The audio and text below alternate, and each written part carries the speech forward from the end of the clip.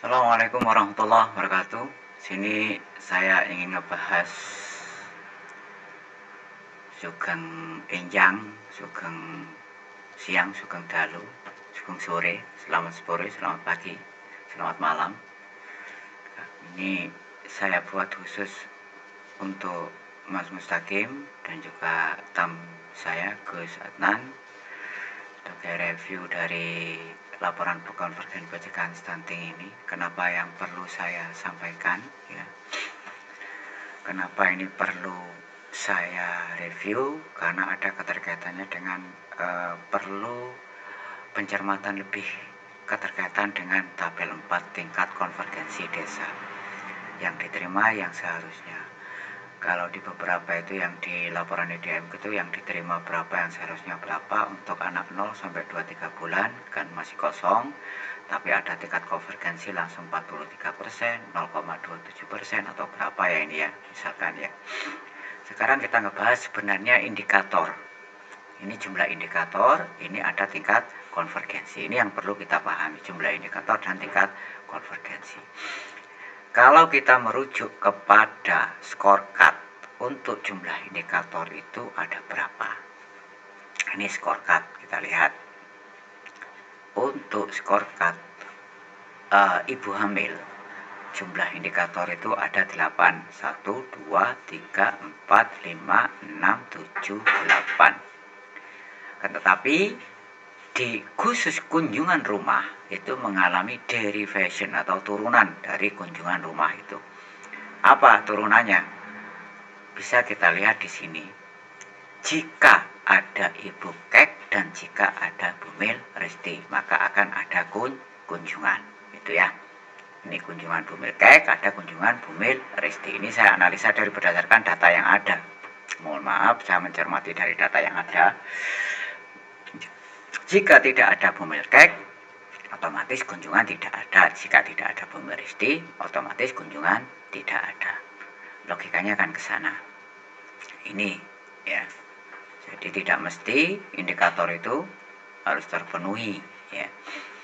Tetapi kita lihat di sini, kita lebih mencermati pada breakdown-nya. Yang pertama keterkaitan dengan ibu hamil.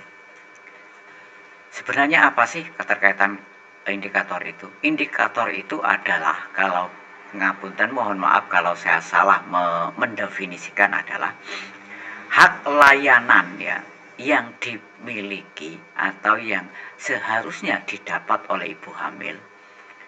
Ada pemeriksaan FE, nifas itu hamil yang sudah pasca kehamilan, istilahnya melahirkan, konseling, gizi, kemudian air bersih, jamban, dan kesehatan, juga kunjungan rumah jika dalam tanda kutip. Maka kita lihat, kita breakdown di sini. Yang pertama keterkaitan jumlah ibu hamil ya, pemeriksaan ibu kehamilan, ibu hamil yang melakukan V. Ini mohon maaf, ini sebelumnya tidak ada ini ya, ini tidak ada. Kalau di itu tidak ada nifas dan ada konseling gizi. Kemudian ini dengan pengkondisian ini akan ada namanya kek, maka akan ada kunjungan, Resti ada kunjungan, dan ini adalah satu kewajiban. Artinya seharusnya ibu hamil itu juga mendapat layanan air bersih, jamban, dan jaminan kesehatan. Makanya di sini ada yang namanya tingkat konvergensi terhadap layanan dua ini, kemudian tingkat konvergensi secara value atau nilai. Kalau saya lihat makanya dalam persen, ini dalam indikator. Oke, kita bahas pertama. Pertama saya asumsikan ibu hamil jumlahnya adalah 20. Maka kalau kita membahas yang pertama, indikator yang seharusnya diterima yang ini, mohon maaf ya, kita bahas langsung karena kita sudah mengatakan 20. Indikator yang seharusnya diterima adalah Bumil Kek, Bumil Resti, Bumil Kek, Bumil Resti, cek 4 kali FE ya kan. Ini saya beri nilai 20. Karena jelas harus ini mereka harus juga mendapatkan. Semua 20 orang itu juga harus mendapatkan. Ya. Kemudian jika nifas itu berbeda dengan ibu hamil. Nifas berarti pasca kehamilan. Dengan kondisi kayak gini bisa diasumsikan memang orang hamil 20, orang nifas cuma 7. Makanya ini saya buat tetap, mohon maaf, nanti bisa dibahas lagi. Berbeda lagi jika dibuat nifas itu seperti ini. Seperti ini, ada jumlah tersendiri. Maksud saya yang saya tambahkan tadi itu. Jika ada jumlah nifas, maka ada jumlah yang mendapatkan persalinan atau layanan nifas. Nah, jika tidak ada, maka akan tidak ada. Berarti ini harus pengkondisian if then. Jika ada maka ada. Seharusnya seperti di sini. Oke, ini saya anggap ini tidak ada dulu. Kita ngikut yang ini. Nanti kalau ini gimana? Nanti setelah ada respon baru ini akan saya buat lagi terkait dengan nifas, akan saya samakan dengan kondisi ini. Baru akan lebih optimal ya. Ini saya sembunyikan dulu. Kemudian di sini ada bantu ya. Blok bantu yang saya buat. Blok bantu ini saya isi sesuai dengan lurusnya ini ya. Mohon maaf, lurusnya ini. Misalkan satu gini. Kalau kita menghitung keterkaitan dengan dengan jumlah indikator yang seharusnya, maka bisa dikatakan indikator ini saya hitung. Kalau kita lihat dengan rumus ini, jumlahkan semua jika indikator seharusnya ya, jika FU sampai FY lebih besar dari 0, kemudian FZ sampai GC lebih besar dari 0, dan GD sampai GF lebih besar dari 0. Ini berarti layanan seharusnya dihitung di sini semua. Ya. 1, 2, 3, 4, 5, 6, 7, 8, 9, 10, 11. Berarti indikator layanan yang seharusnya ada 11. Oke, clear. Kemudian di sini ada tingkat konvergensi, indikator juga yang diterima. Ya, yang diterima ini ya, yang diterima. Kita hitung. 1, 2, 3, 4, 5. Ini tidak teman-teman. 6, 7, 8, 9, 10. Berarti notabene yang lebih besar dari 0 atau yang harusnya dapat itu baru yang diterima 10. Berarti ini clear sudah. Istilahnya layanan ada 10 yang seharusnya 11 dan layanan yang tidak seharusnya yang baru diterima adalah 10. Kemudian kita berbicara masalah persen dari tingkat konvergensi. Kalau persen dari tingkat konvergensi itu ngomong sudah terkait dengan substansi jumlah. Jumlah maksudnya jumlah apa? Jumlah ibu hamil.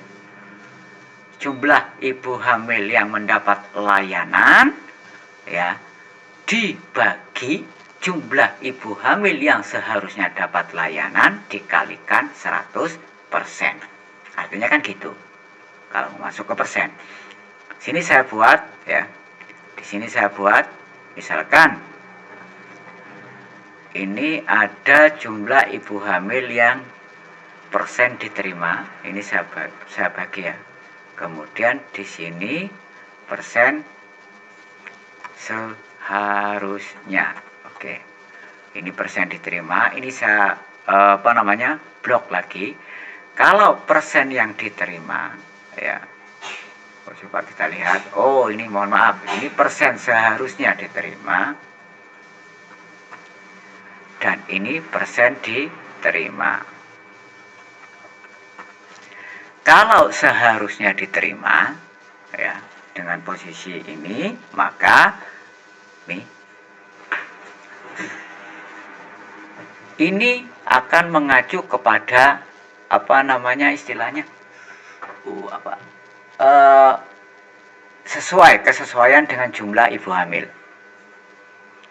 Yang ini maka saya isi itu 20. Kalau terkait dengan nifas tetap saya isikan berapa jumlah yang nifas ya saya isi nifas. Ya, anggap saja ini merupakan jumlah nifas. Nanti bisa diperbaiki kalau ada kategori jumlah dan layanan nifas. kemudian yang ini 20. Ya, kita jumlahkan, ini merupakan jumlah dari FU sampai FY. Kemudian yang seharusnya diterima, ya, ini ada 7. Kenapa ada 7? Karena jika ada jumlah bumilkek 3 dan maka seharusnya yang diterima adalah juga 3. Yang kunjungan ada 3. Jika bumilkeknya bumilrestinya 4, maka seharusnya kunjungan 4. Maka penjumlahan jumlahnya yang seharusnya diterima adalah jumlah dari bumilkek berapa dan bumilresti berapa. Kemudian di sini yang C, yang seharusnya diterima ini yang C, ya. Ini yang C. Yang C ini yang saya indikan. Yang seharusnya diterima namanya jumlah ibu hamil 20, ya semua harus ini 20-20-nya itu harus punya layanan, ya, mendapat layanan air bersih, layak minum, jamban dan kesehatan. Kemudian ini yang diterima. Kalau yang diterima sama dengan adalah jumlah real yang ada. Maka untuk A kita masukkan sini sum jumlah semua ini. Oke. Kemudian ya. Kemudian untuk B wilayah B ini yang diterima berapa? Ya sama dengan ini, ya, kunjungannya berapa, yang dikunjungi berapa, dan ini yang dikunjungi berapa. 1. Padahal yang seharusnya dapat kunjungan 7, tetapi yang dikunjungi 1. Kemudian yang C ini yang harusnya ada akses air bersih, jamban dan kesehatan. Kita lihat ini adalah jumlah keseluruhan dari mana? Dari ini. Oke. Nah, 4, 8. Oke. Ntar ada iklan.